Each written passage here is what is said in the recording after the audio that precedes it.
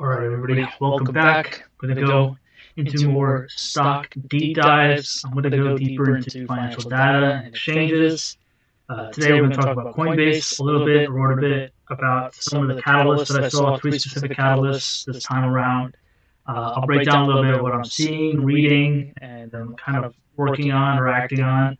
So definitely recommend checking it out, follow through. Let me know in the comments what you learned or what you agree or disagree with. Let's go on. So right now, Jerome Powell is testifying on Capitol Hill. I think this is always controversial. I honestly don't even read macro stuff, but it was the first thing that came up on CNBC this morning. He's already speaking, and are his policy changes going to make much of a change? I don't think so. Honestly, I don't think if you're managing less than $1 billion in assets, personally or institutionally, I wouldn't even worry about any of this federal stuff because you have to always react to the information because he's making multi-$10 billion moves on a regular basis, and it is much bigger than any one person. It's obviously the size of an economy, in this case, the United States. So if he's talking or he's doing something, read the headlines, see how it might impact you. It's unlikely to really impact you in the short term. If something's happening in the short term, it's probably for a little, a few days, maybe a week or something. But the reality is when they're making cycles, they're cyclical moves, meaning they're happening over an extended period of time. So if he's doing something, it's going to take 6 months to transition. Don't worry about it. You should be investing for a longer period than 6 months anyway. So let's move into Coinbase. So I wrote a quick deep dive on what's going on with the recent updates. There were three things specifically. One I started off talking about the volatility of the stock, particularly the revenue. Obviously, it's very correlated with crypto prices, so not just Bitcoin and Ethereum, but a lot more crypto, either assets, currencies, anything else that's happening in the ecosystem, particularly in the regulatory areas, which I'm going to highlight a lot in this current video. But what's really important to look into is what's going on with the development, which is really impressive. So first up, I'll highlight the Stripe development, this new partnership. Stripe says that the transaction fees are going down. Stripe is developer-friendly and has a huge global ecosystem attached to millions of websites as their customers that do e-commerce. Coinbase specializes in commerce, crypto commerce, and payments, not just investing in exchanges.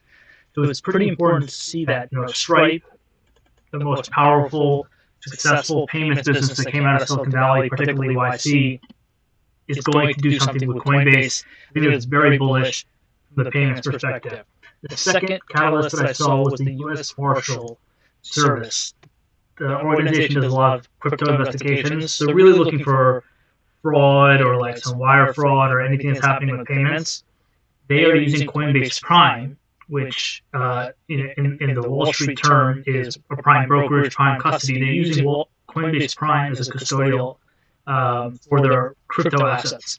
This is massive for two reasons. One, it solidifies Coinbase's position to be like BNY Mellon or JP Morgan or Pershing, any of these major custodian assets that basically hold assets and they charge a fee for the custodial services. Coinbase is doing that for crypto. And it's very important that a government agency that's very reputable, more notable than the FBI in some cases, because they are chasing these specific investigations, that they view Coinbase as a reputable counterparty to hold their assets and to be the custodian, which it's very conflicting because Gary Gensler and the SEC are over here saying that, I don't know what crypto is, I don't want to give you any regulatory clarity, there's a lot of uncertainty, et cetera, while another major government arm is saying, hey, we need these guys because they're providing the clarity that other exchanges are not doing. So that's very bullish in my view for Coinbase. And then the last piece, which I thought was very uncertain, that's gray, is Coinbase is filing a lawsuit against Gary Gensler regarding his private emails to see whether he personally, as an individual, has contradictory statements about is crypto, what's the clarity, what's the regulation, what's going on behind the scenes. They think that his position is internally is very different from what he says externally, and it doesn't make sense. So I'm really impressed with Brian Armstrong. He's pulled a very strong position here. You don't see this with other crypto CEOs. So Gemini, Grayscale, Bitcoin Trust, all these ETFs that are rolling out. Nobody's really taking a really strong position. Coinbase here is. It's really important to note that not only is it very differentiated from other exchanges and brokers, obviously since the FTX scandal, but it's really important to identify that, hey, this is a publicly traded company. It's worth $50 billion. It generates $2 to $3 billion in revenue. It's a high profit margin. It's been operating for over 10 years. It's venture backed. It's profitable.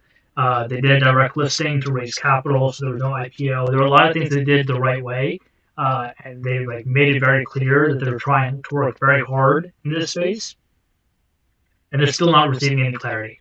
So you can read this article. I'll link it below. But the ending point is, I think this is going to be a very long-term bull cycle for this business model.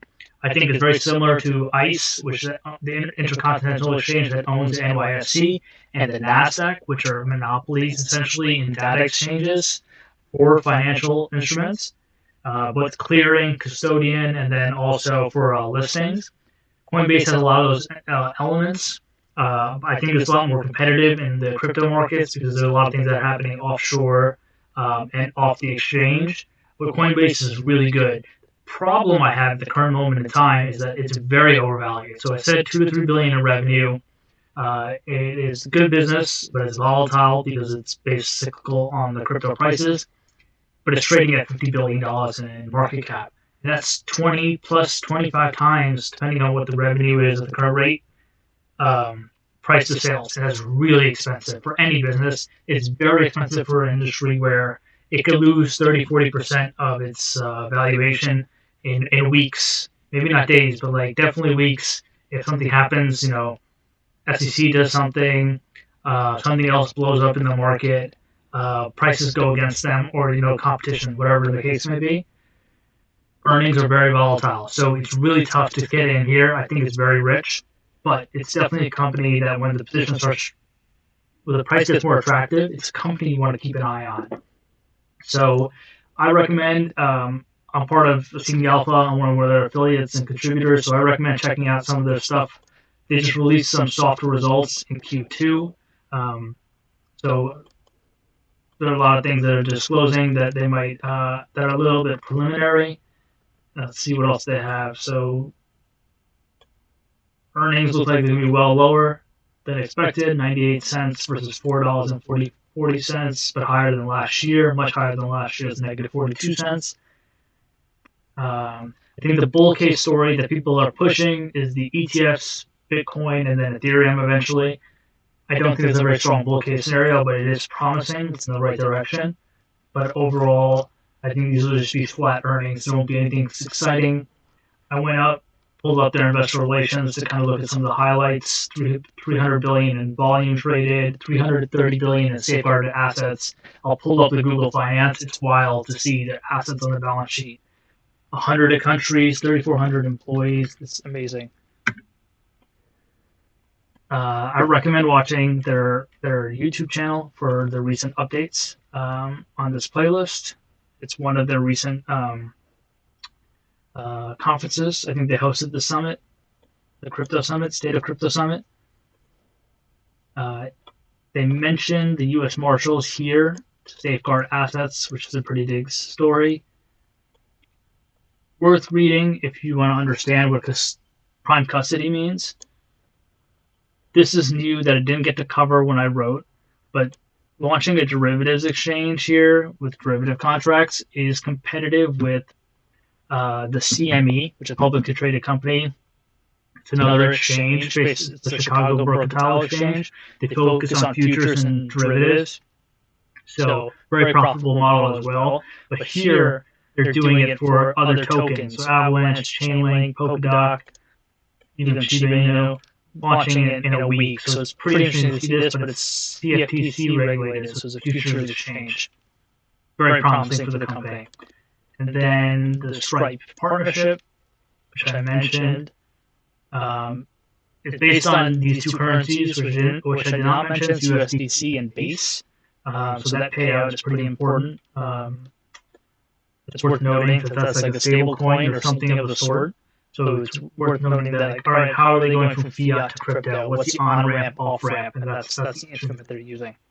And lastly, on their balance sheet, I use Google Finance for a lot of information because it's really quick and easy and no ads. It's much easier to read than Yahoo Finance. So we can see the income statement here: 500 million in 2019, peaked in 2021 at almost $8 billion. Roughly about 50% net profit margin, so it's really, really profitable in that year. But in 2022, they took a huge hit. So basically lost, spent $5 billion, they lost $2.6 billion on $3 billion in revenue, and now they're trending at $3 billion, just below $3 billion in revenue. Their net income dropped a lot. So some of their level of operating expenses you have to understand in this business that are very volatile. But it is worth noting that the positive trend line here are the assets on their balance sheet. And these are safeguarded assets. So Coinbase actually doesn't own these assets. They're owned by the customers, the customer deposits. This is important because FTX commingled this. Coinbase doesn't do that. They have lots of disclosures about this. And these assets have been increasing. So we saw 2019, $2 billion, 2020, $6 billion, 2021, $21 billion, $90 billion in 2022, and $200 billion in 2023. It's amazing to see this because it continuously grows. And in 2024, the first quarter of 2024 is $348 billion in custody. So it's somewhere around 90% of that is actually customer assets. It's really impressive, very, very good that they're accruing these assets over time. It's a very positive outcome. And we can see the cash flows again are like a roller coaster ride. So that wraps it up for Coinbase. I want to give a quick overview of what's going on, why it's happening, how it might play out. I think this company will probably flatline for the rest of the year. I do not see much information happening, or at least because crypto is pretty flat, is very bullish going into the end of last 2023, and it really popped off sometime this year. So it was really impressive. But almost 3x is a very big jump for any asset class, even for crypto. So it's worth noting that if you own it, hold it. If you think about buying, hold off, at least until like the September fall period. I think this is just going to go downwards. You're looking at probably stabilize around 180-ish, $160 a share. And then maybe it's attractive depending on the news. But I think this is going to be a very good long-term hold. But again, 53 billion, so you got to ask, is it going to be 100 billion? I think it's likely because it's going to produce 5-10 billion in revenue at one point. So it's going to be a very profitable business model. But that's comparable to NYSE and the NASDAQ, but they have more revenue streams and many more products that they can take advantage of. So definitely worth noting. I recommend checking it out. Again, comment below if you got anything, if you have more thoughts or ideas on this in crypto, Coinbase, or financial exchanges. I would love to listen to them. Just either follow me on X or just comment here on YouTube, and I'll be in touch. All right, guys. Take care.